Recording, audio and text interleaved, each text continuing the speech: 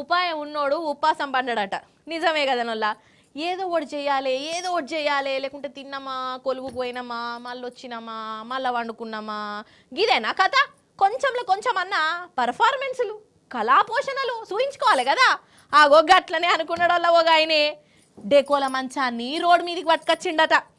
విచిత్రమైన పోకట పోయిండమ్మా. ఆటెన్కి ఏమైందో మీరు చూడాలి, చూడురి. జోరుగా హుషారుగా షికారు పోదమా, హాయిగా తీయగా. వారెవ్వా, ఈ పోరని పోకడ చూస్తుంటే ఎవర్రా నువ్వు ఇంత టాలెంటెడ్ ఉన్నావు అని తారీఫ్ చేయబుద్ధి అవుతున్నది కదా. కానీ ఏం చేద్దాము, పోలీసులేమో ఈయన మీద కేసు పెట్టే, శాలాన్లు రాసే. అయితే ఈయన పశ్చిమ బెంగాల్ అయినే, ఏదో చిన్నపాటి నౌకరీ ఎత్తాడు. కానీ తెలివిమంతుడట. ఇక ఈయన ఇంట్లో డెకోల మంచం ఉన్నదుల్లా. ఇక ఈ మంచంలోనే రోడ్డు మీద ప్రయాణం కట్టాలి అని అనుకున్నాడు. ఒక ఉపాయం చేసిండు.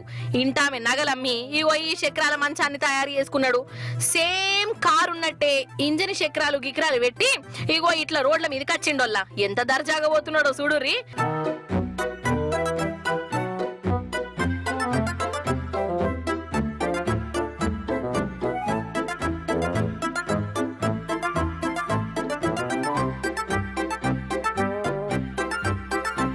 ఇక ఈయన పోకట చూసి అక్కడి పోలీసులకు కోపం వచ్చినట్టున్నది. ట్రాఫిక్ రూళ్లు పాటించినందుకు, ఈ మంచం బండికి కాయిదాలు లేనందుకు దాన్ని సీజ్ చేసిర్రు. శాలన్లు రాసిరట. చూసినావా, ఇట్లా తయారు చేసుడు కూడా ఒక ఆర్ట్. కానీ ఆర్టిస్టుల మీద కూడా కేసు పెట్టే. ఈ పోలీసోళ్ళు వేస్ట్. అసలు వేరేటోడు తెలివిమంతుడైతే అసలు ఓర్వరు. ఇంత పెద్ద ఉపాయం చేస్తే కేసు పెడతారా అని దోస్తులు గులుగుతున్నారట. మొత్తానికి ఇంటామె నగలమ్మి తయారు చేసినందుకు ఆమె నగలు పోయినాయి. ఈయన మంచము బండి వాయే. ఏదో అనుకుంటే ఇంకేదో అయిపాయే.